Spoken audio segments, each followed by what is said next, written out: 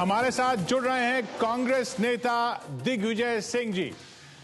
दिग्विजय जी, नटवर सिंह जी की बातों को लेकर सबसे पहली बात जो खुद नटवर सिंह जी कह रहे हैं कि खुद सोनिया गांधी और प्रियंका जी उनसे मिलने गई थी। अगर वो खुद मिलने गई थी उनसे, तो फिर उनकी कही हुई बातों को को बल नहीं मिलता है। पहली बात तो यह है कि नटवर सिंह जी का परिवार और नेहरू गांधी परिवारों का संबंध बहुत पुराना रहा है और नटवर सिंह जी को जो कुछ भी राजनीतिक जीवन में मिला है वो कांग्रेस पार्टी और नेहरू गांधी परिवार की वजह से मिला है।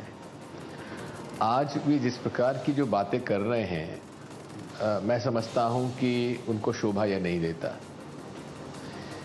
विशेषकर उस समय जबकि कांग्रेस की चुनाव में हार हुई है। ऐसे समय पर इस प्रकार की बात करना किसी भी व्यक्ति के लिए ठीक नहीं है। फिर भी उनका विवेक है, वो अपनी किताब का अच्छा प्रमोशन कराना चाहते थे, उन्होंने करा लिया और अपने पुत्र जो भाजपा के विधायक हैं उनको भी एक पार्टी में बेहतर स्थान मिले, उसके लिए भी उन्होंने प्रयास कर लिया। ये आप उन्होंने जो किया उसके पीछे के मकसद की बात कर रहे हैं, जो आपकी नजर में उनके पीछे का मकसद है, लेकिन जो बात उन्होंने कही है वो अपने आप में अहम नहीं है क्या? उन्होंने कई बातें कही हैं, मैंने किताब नहीं पढ़ी और मैंने तो सही बताऊं कि शो भी नहीं देखा है, लेकिन इतना जरूर है मीडिया में जो कुछ आया है, अखबारों में जो कुछ हमने पढ़ा है, उसमें इतना जरूर है कि उन्होंने एक तरफ प्रशंसा भी की है, पंडित जवाहरलाल नेहरू के साथ तुलना की है, अब्राहम लिंकन के साथ तुलना की है, उन्हें बहुत उनके प्रति अच्छे शब्दों का उपयोग भी किया है और साथ ही में उन्होंने उनको कुछ ऐसी भी बातें कही हैं जो उनके शख्सियत के बिल्कुल विपरीत हैं। इसी के साथ उन्होंने जो बातें कही हैं कि सोनिया जी, प्रियंका जी उनसे मिलने गई, किस संदर्भ में गई, क्यों गई, लेकिन टाइमिंग का प्रश्न है। जब किताब छपने चली गई, छप गई, उसके बाद क्या सोनिया गांधी जी या प्रियंका गांधी जी छपी हुई किताब में कोई परिवर्तन कर सकती थी? इसकी तो बहुत दिनों से चर्चा चल रही है कि वे किताब लिख रहे हैं और अगर उन्हें प्रभावित ही करना था तो किताब छपने के उसके पहले करती, लेकिन इसमें तो इसका कोई रिलेवेंसी नहीं है, कोई रेलेवेंसी नहीं है इनका कि भाई जो किताब छप चुकी है उसमें आप परिवर्तन कर दीजिए। और इसका रेलेवेंस भी नहीं है कि सोनिया गांधी ने त्याग नहीं किया था, वो राहुल गांधी ने कहा था पीएम न बने। मुझे हंसी आती है इस बात को, त्याग और डर और ये जो बातें की जा रही हैं। पहली बात तो यह है कि भाजपा, सुब्रमण्यम स्वामी और पूरे संघ ने ये प्रचारित किया था कि सोनिया गांधी को तत्कालीन राष्ट्रपति जी ने मना कर दिया कि आपको मैं शपथ नहीं दिलाऊंगा। यह प्रचारित किया गया था, आपको भी याद है। अब 10 साल बाद ये बात सामने आ रही है कि नहीं, राहुल गांधी जी को ये डर था कि कुछ उनके साथ घटना हो सकती है, इसलिए उन्होंने मना किया और इसलिए उन्होंने पद ग्रहण नहीं किया। मैं तो एक बात कहता हूं, विश्व के सबसे बड़े प्रजातंत्रीय देश में सबसे शक्तिशाली पद प्राप्त करने के लिए लोग क्या क्या नहीं करते हैं, और वहीं चलिए ये भी मान लें कि उन्होंने अपने बेटे के कहने से उन्होंने पद ग्रहण नहीं किया, इसको त्याग नहीं कहेंगे तो और क्या कहेंगे? नहीं, बेटे के दबाव में आकर बेटे ने डेडलाइन दी थी कहा जा रहा है, उसमें आकर उसको कैसे त्याग कहेंगे?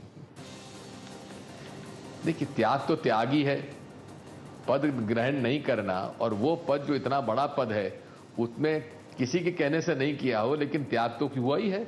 और फाइलें जो जा रही थी उनके पास, अच्छा, एक भी सरकारी फाइल पे, अब तो मोदी जी की सरकार है, एक भी फाइल पे सोनिया गांधी जी के दस्तखत दिखा दीजिए।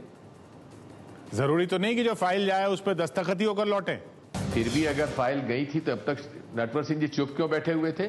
अगर उनके का कॉन्शियंस ये गवाह नहीं करता था तो उन्हें उसी समय इस बात को कहना चाहिए था, इसी बात को उजागर करना चाहिए था।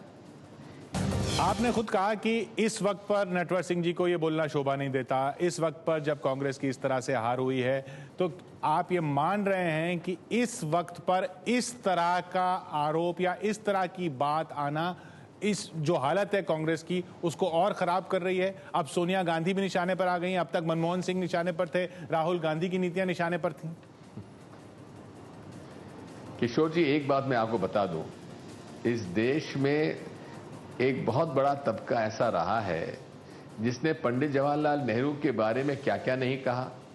लेकिन आरोप लगाने वाले ऐसे तो न थे जिनसे ये लोग जाके खुद मिलते थे। इनसे तो ये खुद मिले हैं और वो कह रहे हैं भेस बदल कर आई थी प्रियंका।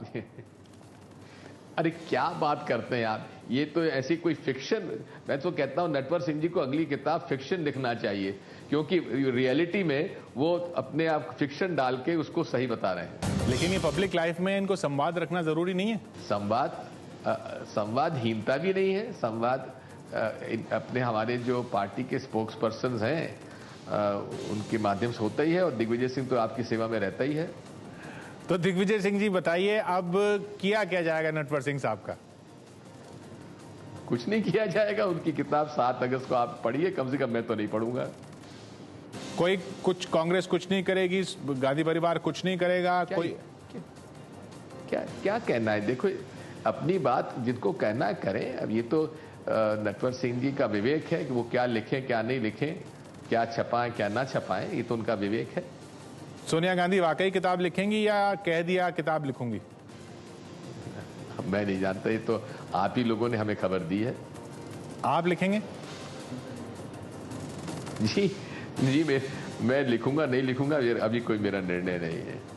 क्योंकि जिन लोग, जो नटवर सिंह ने जो मुलाकातों का जिक्र किया ना, उनमें लोगों के नाम बताया। भाई सुमन दुबे वहां मौजूद थे, राहुल गांधी वहां थे, वहां प्रियंका गांधी थी, ये सब लोग वहां थे, नटवर सिंह खुद मौजूद थे। तो उनसे पूछ लीजिए जिनका नाम लिया है। पर वो नाम लेने से और जगह और तिथि बताने से उसको वजन तो मिलता ही ना, जिस तरह की वो बात कर रहा है। ये ऐसा है, मैं नटवर सिंह जी का मान सम्मान करता आया हूं और आज भी करता हूं, लेकिन इस बातों में मैं पढ़ना नहीं चाहता, क्योंकि नटवर सिंह जी का परिवार और नेहरू गांधी परिवार का आज का रिश्ता नहीं है, बहुत पुराना रिश्ता है, कम से कम 50 साल का रिश्ता है। उस रिश्ते को उन्होंने इस बात को दांव पे लगाकर मैं समझता हूं कि उन्होंने कोई अपनी छवि बढ़ाई नहीं है। बहुत बहुत शुक्रिया हमसे बात करने के लिए दिग्विजय सिंह जी। दिग्विजय सिंह कांग्रेस नेता, जिनका कहना है कि ये नटवर सिंह, जो कांग्रेस कह रही है कि नटवर सिंह ने अपनी किताब बेचने के लिए ये प्रमोशन किया है।